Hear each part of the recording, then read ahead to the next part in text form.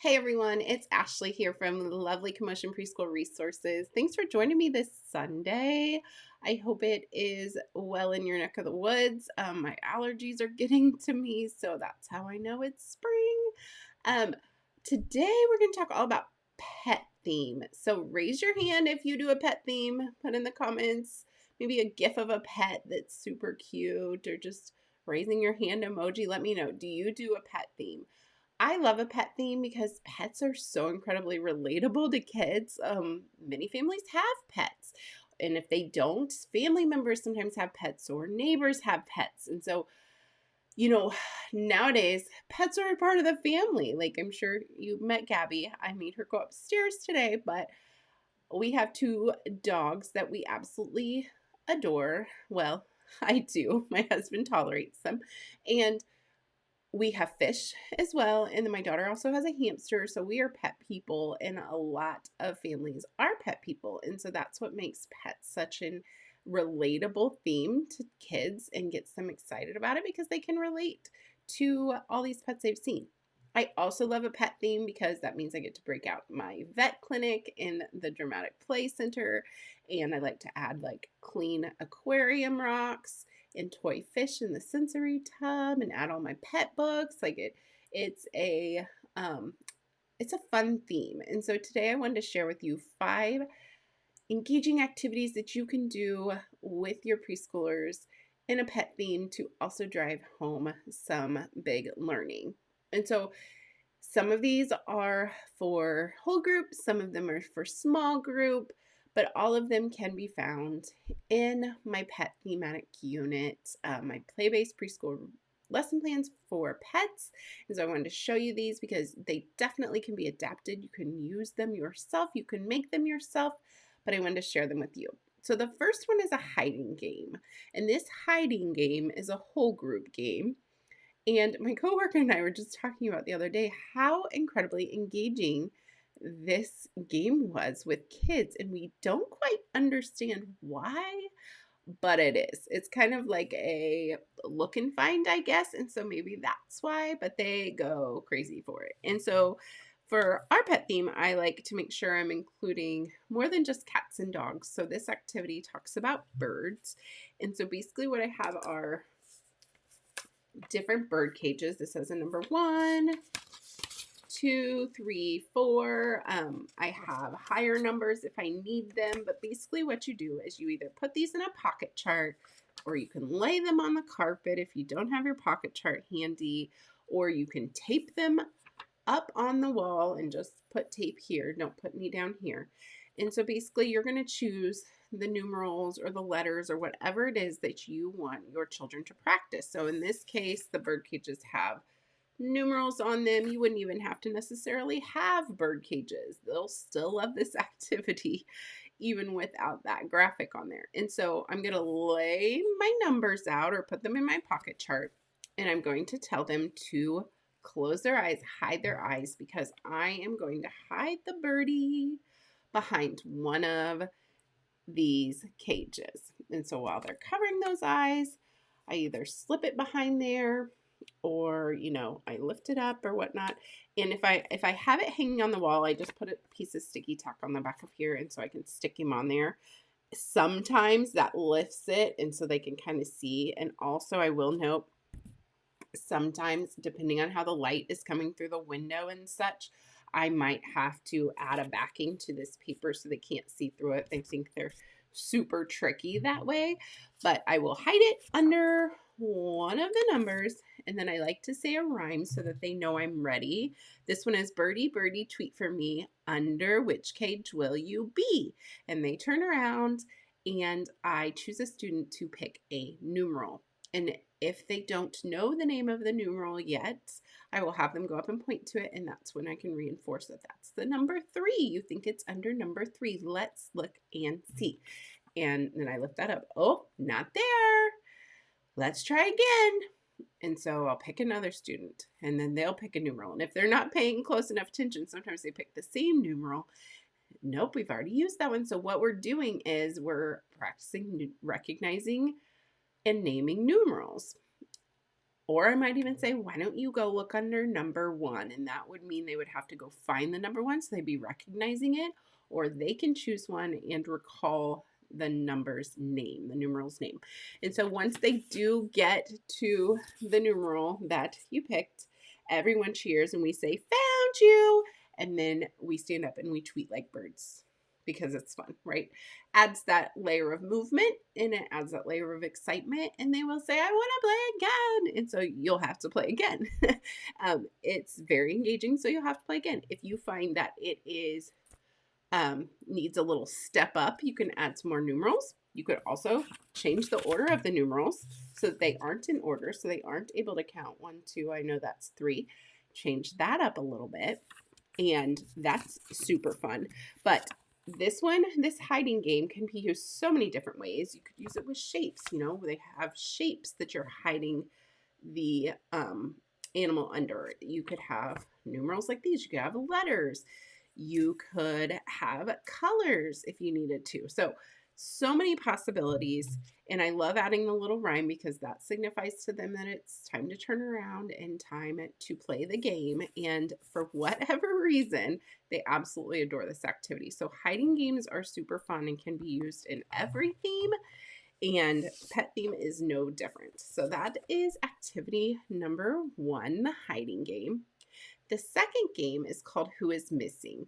And I will show you a picture of this one up because it's kind of hard to show you with this limited amount of space I have right here. So this is what it looks like. So I took some pet pictures and I copied them on 4 different colors of paper. So we have purple, orange, green, and blue. And then there's 4 different pets. There's the turtles, there's the fish, there's the, oh, that's a fish too. There's the dogs, and there's the cats. So you line them up like you see on the picture on the screen. So all the turtles go up top, all of the fish, and so you're lining them up by color and by type of animal. And so you're going to have your friends hide their eyes while you take one of them out.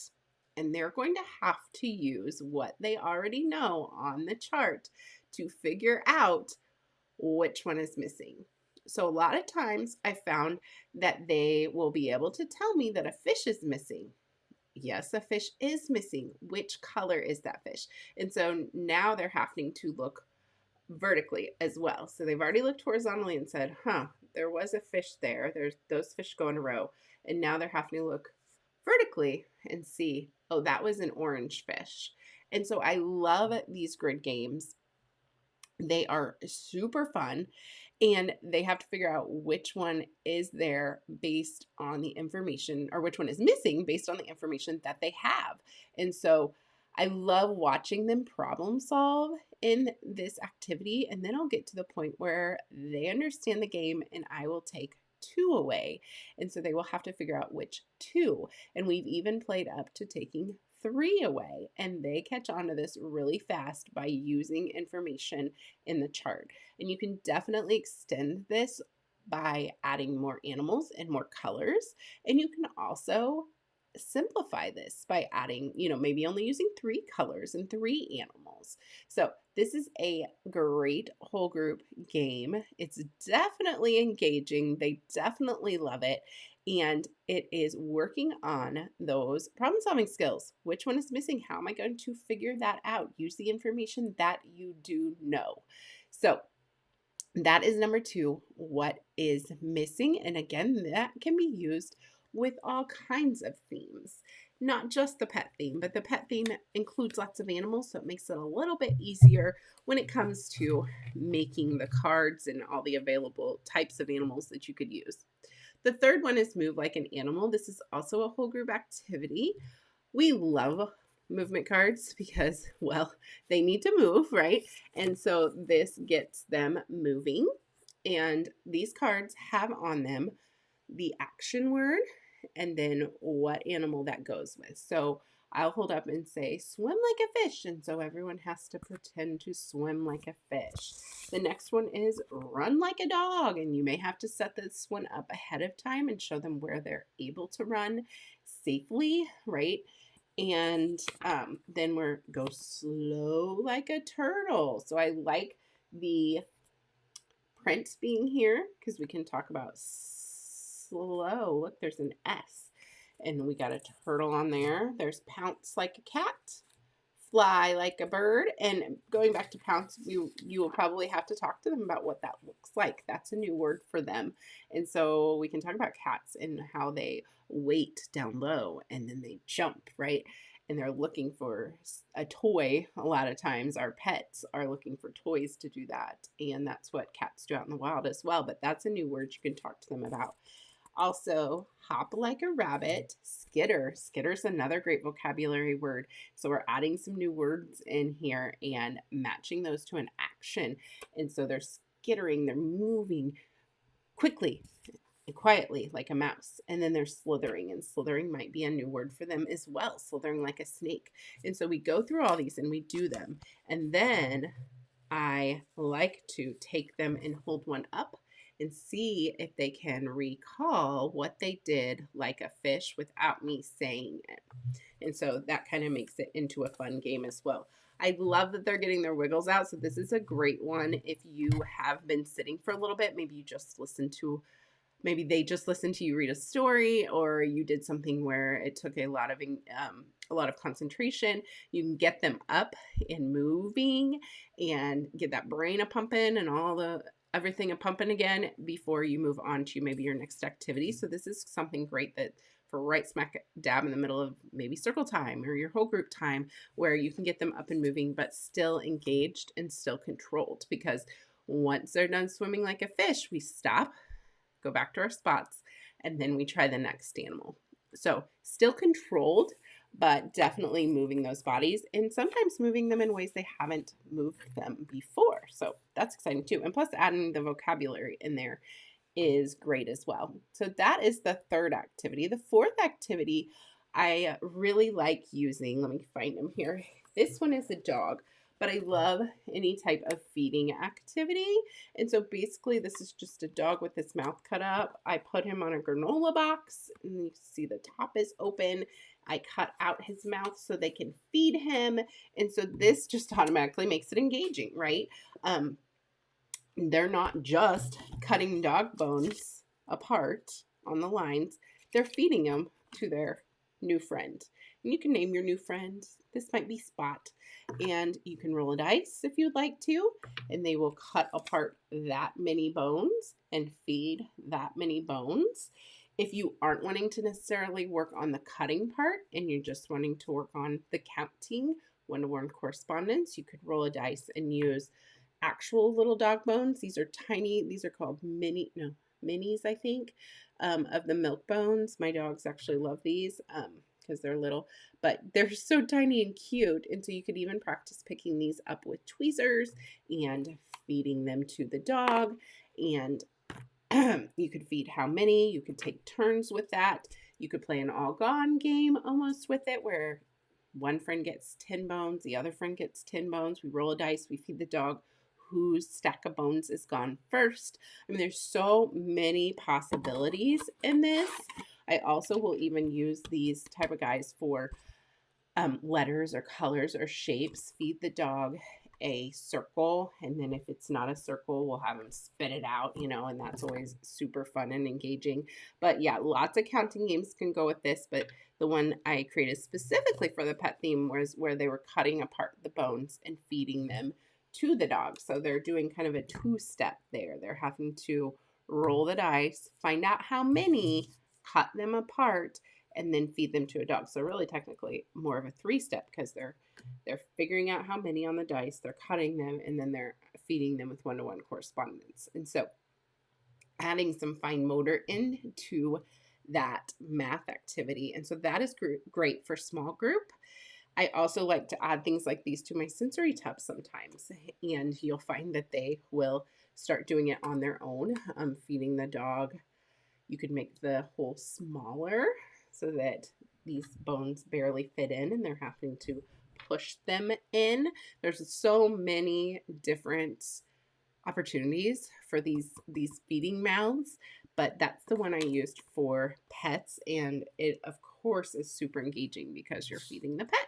And then you just flip them over and all the stuff will come out. The last one is a small group game that we absolutely love. It is called Race to the Top. And this is not necessarily a partner game. It can be played in partners if you want to. Allow more, more students to play at one time. But basically, there are 6 different pets on the bottom of this Race to the Top game board. And so a lot of times you could use dot markers if you don't want to keep this, or you could laminate it and they could use a dry erase marker. If you found pet type of erasers, that might be a good thing to use to fill these in. Little milk bones would be great. Basically anything. You can just copy it and use crayons. I mean, really anything. But what they're going to do is, if you'd like them to play alone, they can, or they can play with a partner, and that would require them to take turns, which is great. But they are basically going to roll the dice. I got a 6. Which pet is 6? Oh, it's the turtle, so he gets to color in one space. So, multiple steps to this. Having to roll the dice, count how many, match that quantity to the numeral, and color in a space. So this is not a game we play at the beginning of the year. This is a game that's a little bit towards the end, and my pet unit usually is a little bit towards the end, so that works out well. Basically, what you're trying to do is see which pet gets to the top first. And so I like this because it is not competitive in the sense that a child is winning or losing. It is more which animal is going to make it to the top. And it's exciting because every time is different. You play this game again, and a different animal is going to win. And so a lot of times you'll find that they'll play this with their partner. They're done. They'll go play. Another group will come, and they will come back to see who won on your game. Ours, the bird won. There's the dog one. And so it just starts this conversation, and they're already engaged because it's a fun activity. But now they want to see, did the bird win for you again? And so they'll come back. But this is a great game for matching numerals to sets, because you've got the numeral here and you're matching it to the numeral on the page. And we're also doing graphing, so we're able to see visually which one has the most. And while they're sitting there playing, we can talk about, wow, the turtle has 5, the cat has 5, they have the same amount, they're in a tie, right? But oh no, here comes the dog, he got one more. How many more does he need to win? And so we're using all this amazing math vocabulary in small group in a fun and engaging way. So Race to the Top games are awesome. They can be used with lots of different themes, as long as you can find something, 6 of somethings from that theme to put at the bottom. I usually like to use animals if possible. And many times they'll have an animal they're rooting for. I'm rooting for the dog. I hope the dog wins. Oh no, the dog's not winning. It looks like the cat's winning. And so it's not putting that emphasis on competition between friends, but between the animals themselves.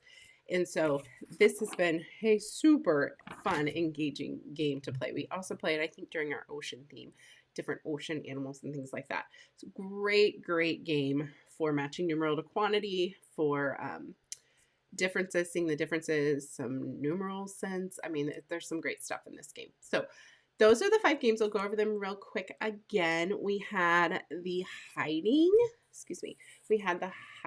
bird game where it said, birdie, birdie, tweet for me, under which cage will you be? So engaging. Can definitely use that with so many different skills. We also, number 2, had the grid game, which was a whole group game where we put up the 4 different animals of 4 different colors, and they had to figure out what was missing based on the data that they had. And then move like an animal. Awesome, great one for new vocabulary and for getting those little bodies moving, and super fun. And then we had, oh yeah, here's our dog. We had our feed the dog, where you could either cut them apart or feed them real milk bones. And so they are working on counting with 1-to-1 correspondence. You can roll a numeral die, do that many. You could even use a numeral cards, and so they're having to recognize the numeral and then count that many. So many options there. And then our last was the race to the top game board, where they're using a dice to match numeral to quantity to see who wins. So those were my 5 activities. All of these are available in my thematic unit for pets for my pre-K group.